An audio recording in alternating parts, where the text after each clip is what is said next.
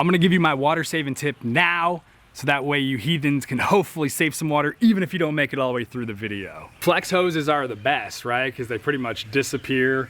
But whenever you turn them off, there's a lot of water in there. Most of the time it just leaks out. So this is what I do. Secure water valve. Place end of hose in watering can. Energize nozzle. Up everybody, welcome back to the channel. Jason here. I'm gonna run you through my garden. It's not quite hot out, it's only like 80 out, so I'm gonna get some gardening work done. I'm gonna do a little bit of mulching, add a little bit of fertilizer to my pepper and tomato plants, and show you what I got going this year. Let's check it out.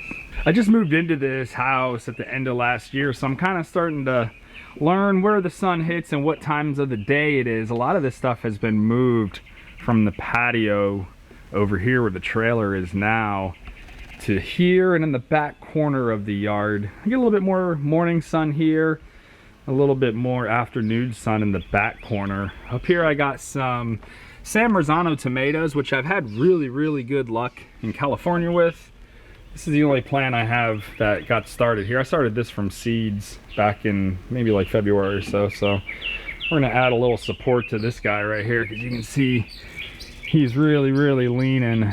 These tomatoes right here, I got a cage around.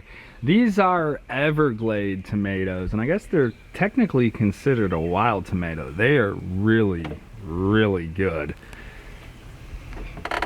San Marzanos and the Everglades are both what they call indeterminate plants, which means they grow in vines, and this vine will continue to grow until the end of the season. I've had these producing tomatoes all the way up until like October in the San Francisco Bay Area. So we'll see. These things might go till Christmas here, but that's why I don't really have them in a cage, because this vine's gonna continue to grow. I'm gonna get it closer to something that it can kind of move on once it gets a little bigger, but we do need some more soil in there. This one's got a cage on it, and I'll continue to train it up, but these are great because they produce fruit all the time. So we just kind of pick them as they get red and try to beat the mockingbirds to them. Right here we got a little jalapeno plant that was in the ground. My in-ground plants really didn't do so hot. I'll show you a couple pepper plants I got back there I'm going to do an experiment with.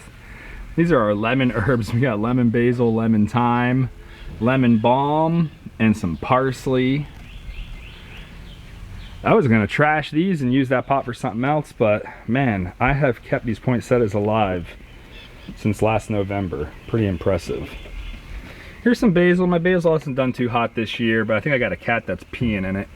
And we got some dill and some sage here. The idea with this was to make some pickles, but never really have good luck with cucumbers. Here's a cluster here of some more determinate style tomatoes. This one looks like it got rotted. I need to cut that off, trim some of this burdenous fruit off this plant, and get them kicking again. There's a little bit too much going on in this one pot, but I'm just gonna load it up with fertilizer and we'll see what it can do. This is my first attempt at ever growing potatoes, and man, there's a lot of potatoes in there. I did a method that I saw someone else do, and some people have done experiments, and some say it gives you more potatoes, some say it gives you less, but basically you plant it, and when you first plant it, you only put your soil up to about here. And then sort of as your potatoes grow and you start to see them come to the surface, then you top it off with a little bit more. So I'm not exactly sure if that's gonna work. I'm gonna give it another week or so and we'll go digging in there, see if we got any more tubers. And then I'll probably go ahead and put them in this pot over here, which is a 100-gallon pot. It's 60 inches across and it's only 12 inches deep. And I got this for growing onions because I wasn't really sure exactly what I was going to plant them in, because I needed something that was sort of wider than it was deep.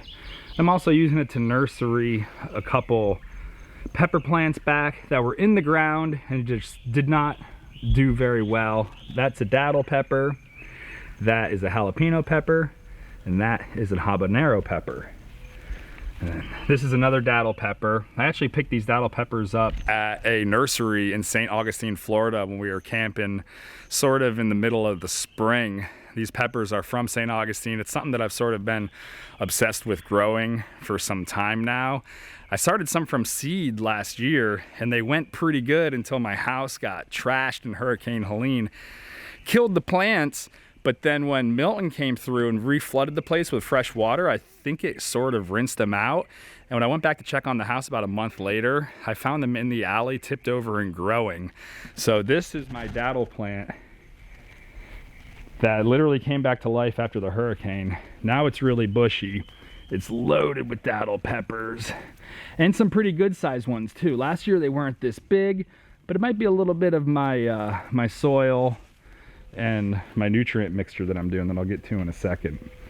These are the big boy datils that are doing really good this year. These went straight from the nursery into my potting mix. This one was in the ground for a little bit till I decided to throw it in a pot and let it catch up with its sisters here. And I guess I'll just go ahead and talk about the potting mix now. So just about all of my plants I have in the same exact potting mix because peppers and tomatoes, they're all shade tree fruits or whatever you call them. So they like well-drained soil. So the way I made this soil was I mixed together 6 bags, 6, 5 plus 1, of the compost with manure bags from Home Depot. And then for every 6 bags of that, I did 1 bag of black cow manure. And I also did 1 bag of sandbox play sand. And what the sand does is it helps drain, it keeps it from lumping. And then what I do from there on out is I kind of just use whatever soil. I got a little soil bin back here that I keep all my soil in. So this is that base that I use the 6 bags of right here. It's good stuff. And I got some of this garden soil right here. It says it's not made for pots, it's just made for in the ground. It's got a lot of bigger pieces, it's not so fine. So what this is really good for is making up a little mulch mix, which is what I'm gonna do. I'm gonna mix a little bit of that dirt with some of my organic fertilizer. Pretty much all of my stuff's organic, although I am gonna be doing an experiment. I'm gonna water some of the peppers back there in that giant 100-gallon pot, and then those tomatoes that are overloaded in that pot, I'm just gonna roid them out as hard as I can with this stuff and see if I can compensate with more nutrients for sort of less soil and see what I can come up with. The rest we're gonna go organic with because that's just kind of what I'm on. This one's really just for science, not really economics. I don't know if you can see them, but these are the peppers that are gonna be receiving that roid dosage. They've been in the ground, and I think that the grass is just robbing too many nutrients from these guys. So I'll probably pick the best of them and maybe move 2 of them to a pot, kind of over hauling soil back and forth from Home Depot for the season. So now we're just consolidating the things that have survived. This is a watermelon plant my son picked out. It was also in the it was in the ground and just kind of dwarfed. The other 3 of the 4 died. So we're gonna see if we can get this back and get some fruit on. Some Thai basil I just moved to here. These are all onions, and I will say what I've learned from onions is they do like water. If these things aren't green, then your onions aren't growing. And I started off with about 50 of them, and you can see we probably only got about maybe 15 now. Here's another habanero that came out of the ground and went into a pot. It's already like quadrupled in size.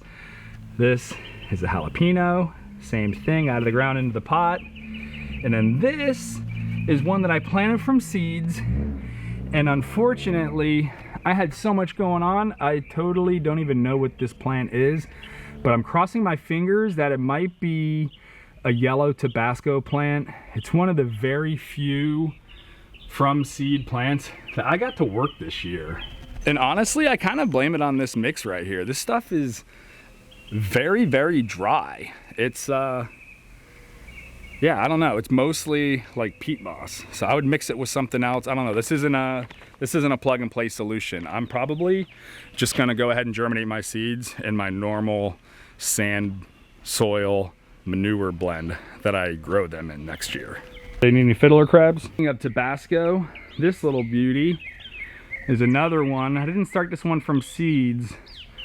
Got this at Home Depot. It was inside a utility sink in front of my house. And then I took a boat ride up the road in Hurricane Helene, and again magically came back to life in the middle of the winter in like November.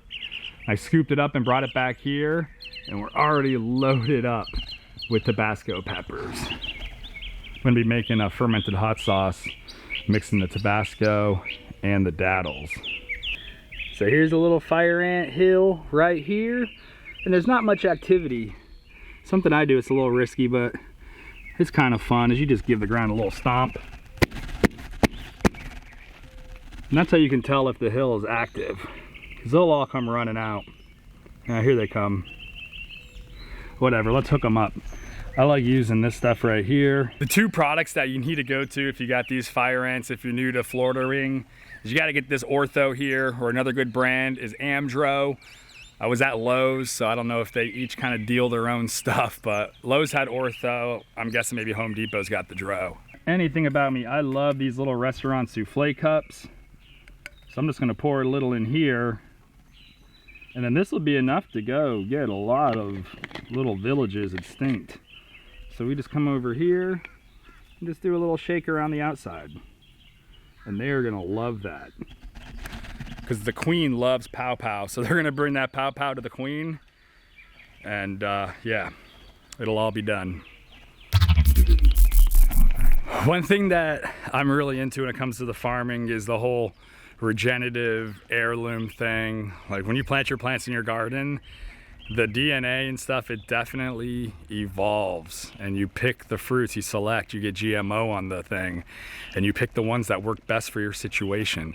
So now I'm on year 2 with these plants, and I kind of keep this going throughout the season. Whenever a bird maybe gets to a tomato or a pepper gets a little rotten before I get to it, I just take those fruits and I jam them right down in the soil. And even though it's summer and it's not even like the time when things should be sprouting, they actually do sprout, and I'll let them go for a little bit in there, and then I'll move them to a smaller pot and just nursery them and see what happens. If I can get some seeds out of that for next year, and maybe not necessarily some fruit, that'd be great, because I'm keeping my sort of my heirloom lineage pushing on through the years. Back out of the shop, I'll do a video on that. What a nightmare that was. Bam, Hollytone organic. Now this does say azaleas or whatever, but really what I was looking at was that PPK ratio. Pretty much what I've been doing this whole season is just going slow and steady on just a broad spectrum sort of fertilizer. So something that's got an equal or roughly equal PPK value. And instead of doing like, oh, high nitrogen to grow them and then bloom booster, yada yada, I haven't put any bloom booster on those old plants that are already covered in peppers. The tomatoes, I haven't put any CalMag or anything on them this year. I've just been going slow and steady by mulching with this stuff. And then every third day or so, I hit it with some of this fish emulsion, man. This stuff is magic. It's 30 bucks for the gallon. Do with this is I put about 1 ounce of this into this sprinkling can, which is about, I don't know, maybe a gallon and a half or so. So at that dosage, I get about 128 of my watering cans, and it takes about 2 cans to water my whole garden. So that's pretty effective. So one of those $19 fish emulsions, it ends up lasting about 2 or 3 months. And I'm empty now. I got it off Amazon. I'll put a link in the description below. That way you can see it too. So I know a lot of y'all are looking at me like, come on, Jason, I thought you were like a minimalist, man. How come you got 2 different products for your plants? And it all comes down to bioavailability. And what does that mean? That's just a fancy way to say this one is a little bit more easy to eat than this one. This one is kind of what my 5-year-old son called makes. That's what he calls it when food is ready. We go to a buffet, he said, Daddy, I want to get some makes food. So we go to Cece's, brother. But anyways, this is like a fast food restaurant drive-through for the plants. It's all the chemical compounds and things are already in a shape or a form that the plant can readily uptake for its nutritional needs. Something like these bone meal or these powdered ones, these have a lower bioavailability, meaning as soon as you put this on the plant's not going to really reap the benefits. There's some soil microbes and other little chemicals that make the processes happen, and this gets converted into that nitrogen, potassium, and the other things that the plants can then take up.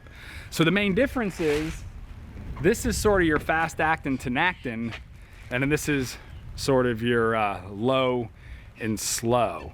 So there's different times to use them both. Obviously this, you're gonna put it on, it's like chemicals in a pool, right? It's gonna start high, and then it's gonna go down. This, you can put it on that drinky drink, drippy drip every single day, or every other day, or whatever you wanna do to give it that low, slow, consistent, where this is kind of that low, slow, fades off, but in a little bit kind of different area of the spectrum. And the whole reason I do low and slow is because this is just 1-1-1, this is just 4-3-4. The numbers pretty much just give you the relationship between the three things that are measured. And the higher the number kind of means it's more concentrated. The lower the number means it's not as concentrated, right? So what the hell do I mean by that? I mean, like, one fertilizer could be a 2-2-2, and that's 1 tablespoon, but 1 tablespoon of another one might be like a 12-12-12 because it's 6 times stronger. That's really all that means. So as long as you get something that's even across the board, you're gonna be doing what I'm doing, and I'm getting some pretty good results. All right, let's mulch and feed us some plants. Now I really don't overcomplicate this. Once again, we're back to one of my little souffle cups. And all I do is I just do 1 scoop of food right here, and then I just sprinkle it kind of in a donut shape around the base of the plant.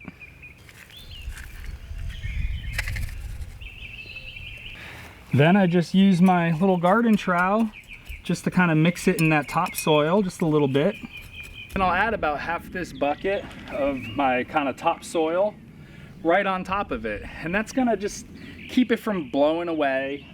And if you did notice, the azalea is a little bit of a thicker grind profile. I prefer that over this same brand's vegetable feed, just because it's so powdery that it will blow away. And in Florida here, you get a big old heavy rain, you don't want it all just to rinse out on the first rain. So a little bit more resistance, and that top layer is also gonna help it diffuse into the soil, as well as give it some of the nutrient boost from that fresh manure and compost. And that's really all that's to it. I'll hit that with a little bit of water, just as it's time to water the plants, and you want it to be a little damp, so that way it doesn't blow away. Pay good money for that fertilizer. We want to see these plants turn into trees, like these OGs over here and these young bucks that are growing up big. So this stuff is a little bit more potty, right? It's 18, 18, 21. And the recommendations on it are mix 1.5 teaspoons per gallon of water and apply every 7 to 14 days. See, but I want a microdose. For outdoor plants, it says 1.5 tablespoons per gallon. Soak the soil as far as the plant can take it every 7. Okay, so I think we're gonna go in between the 1.5 teaspoons and the 1.5 tablespoons. I think we're gonna do, we'll do 2 teaspoons per gallon per day, because I want to see if we can roid these things up, and also just help them catch up with the other plants and be able to compare and contrast the difference between organic and I guess conventional, if you want to accept that as conventional. If it's something you're interested in, please like this video, subscribe. Kind of been going through a little bit of soul searching and recently changed the name of the channel to Gulf of American Man. So it goes along with some other stuff that I'm trying to launch right now, so I'm glad that you guys are here and be a part of it. If you like these kind of videos, please subscribe. There'll be more. I'm gonna be doing a little bit more range of videos. I've done a lot of pizza making videos, but I've also done some car videos, some different house project videos, and they've all kind of been received just about the same. So I'm gonna broaden my horizon and bring the variety back to this channel. But thanks a lot for tuning in, guys. Ooh, looks like laundry detergent. All right, so there's 2 rings in here. The bottom one is 1 teaspoon, and the top one is 1 tablespoon, even though I thought 3 teaspoons were a tablespoon. So yeah, we're gonna go half scoop on it, because we're doing this daily. They said to do it every 7 to 14. See, like, this is where that cat is pawing up at my garden. These little guys right here that I just transplanted, this is a case for when you would want to use the fish emulsion before the roots really get set. You know, you don't have a week or so for this fertilizer to catch up. So hit it with that fish emulsion whenever you transplant. It's a real miracle worker. This is the first time this bed's gotten anything that's not organic. I feel so dirty